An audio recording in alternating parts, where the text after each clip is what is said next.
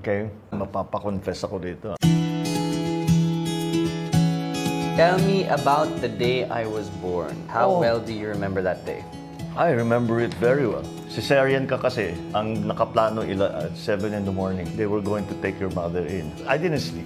Hindi ako nakatulog the night before. Siyempre, yung una kong anak. When your mom's in the hospital, I stayed with her. So we went down together, nakasuot ako ng hiningi ko sa doktor na pwede nasa loob ako because I wanted to see you.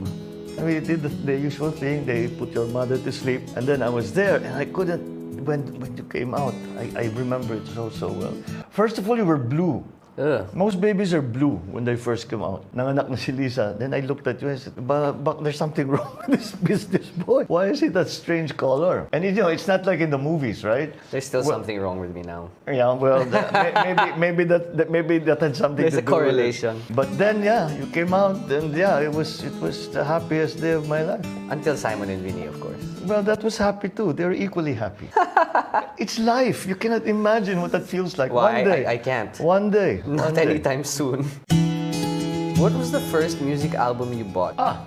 I actually know that. Bridge Over Troubled Water. By? No, Simon and Garfunkel. Because yung unang nabili kong 45 was Mrs. Robinson by Simon and Garfunkel kasi pinanood ko yung The Graduate. It was the theme from a graduate, yeah.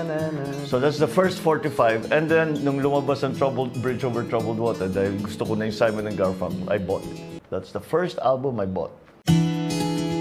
What was the first thing you learned to cook? Breakfast. Eggs and bacon. That's pretty standard. Yeah, eggs and bacon. Tapos omelette na. Well, that's how I did it. Ako hindi. Napunta ako sa Pinoy food. Mga sinigang, adobo. Kasi breakfast okay na ako. Pero siyempre namimiss mo yung kanin, namimiss mo yung home cooking.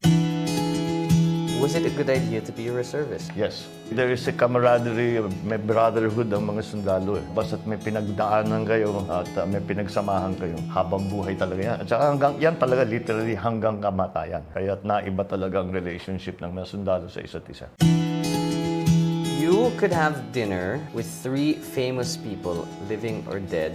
Who would it be? My dad. Lolo Gun doesn't count. It doesn't count? I'm just saying that because that's too easy of an That's answer. too easy? Okay. Wait, off limits. Yeah. Lolo Gun, Albert Einstein. Why? And because they're two. You're taking everybody That's exactly. I know you too well. Lolo Gun, Albert Einstein, and Stephen Hawking. Wala ka nang tinira. All off limit. Labo. Para naman something new. Well, I wanted Albert Einstein and my dad, but if they're not allowed, the Winston Churchill, Emilio Aguinaldo. I wanted to meet the first president of the Philippines, and I would love to sit down and have dinner with Socrates. The dinner might not ever end. Never mind. He will apply the Socratic method over dinner. You might never okay lang, come to a conclusion marami kang over the meaning of life matututunan doon. Or because nothing I've read so matter. much, I'm so curious to see what kind of man he actually was to have dinner with. When you were a teenager, which family member did you go to for advice? And looking back, was it any good? For advice? My father. Yeah. Lagi kong pinupuntahan yung father ko. And I assume it was good advice. It was always very good advice, but it's not necessarily easy to follow. Hindi yung basta't madali yun. Pag ina-advisean kayong you have to do it this way, this way, this way, it's not the easiest way, but it's the best. What were your insecurities growing up? My greatest fear that something would na may mangyari sa father ko. You know what my worst nightmare was? Was that I would turn on the TV and the news would say, the president, something happened to the president. That was the worst thing. Because, siyempre, politika, he was president, he was controversial in many ways. Kaya siya mismo, conscious sa security. So, iniisip namin lagi yung security niya. So, yun ang pinakamasamang naisip ko. Yun ang talagang kinakatakutan ko sa buong buhay ko. And then it changed. When I grew older, it was you guys. Something happened to the 3 of you. And your mother. So far, so good. So far, so good. Knock on wood. Which film made you cry? Niligawan ko pa yung mother mo noon eh. We were in the States. Nanood kami ng sine, Field of Dreams. Everybody was saying, ang ganda-ganda. But my father had just died.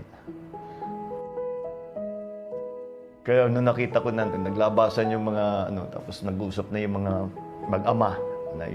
Yun, naiyak ako. And your mother was laughing at me, by the way.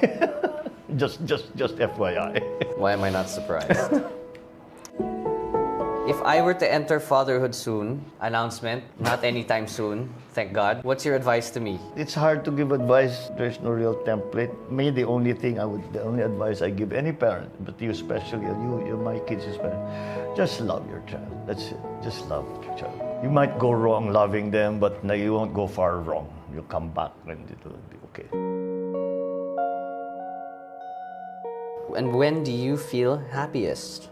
When I've done something that I've worked on for a very long time and is important to me, that's when I feel happiest. If you want to say the happiest, I did a really good job. May nagawa ko na napakaganda na maraming tinulungan. And then we go out, the family celebrates together that day. That's when I'm happiest. I have that in the back of my mind. You guys are with me. What can you ask for more?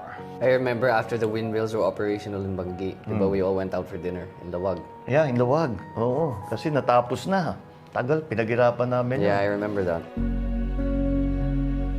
What are you most proud of in life? Being a servant, public servant. As a segue to the next question, how would you like to be remembered? Well, of course, as a good father, as a good husband, as a good family person, professionally, as a good public servant. I'll tell you my greatest fear. My greatest fear is that I come into this world, I live and die, and nothing changes. Wala kang nagawa, wala kang natulungan. Ay, nako, that's the worst thing that I can, para sa akin, para sa isang tao. Yan ang pinaka, sasabihin mo, nabuhay ako, ang tagal ko sa mundong ito, wala naman akong natulungan, wala akong nabago, wala akong pinaganda. Eh, ba't ka pa nabuhay, di ba? Yun ang pinakamahirap para sa akin. That's the worst fear.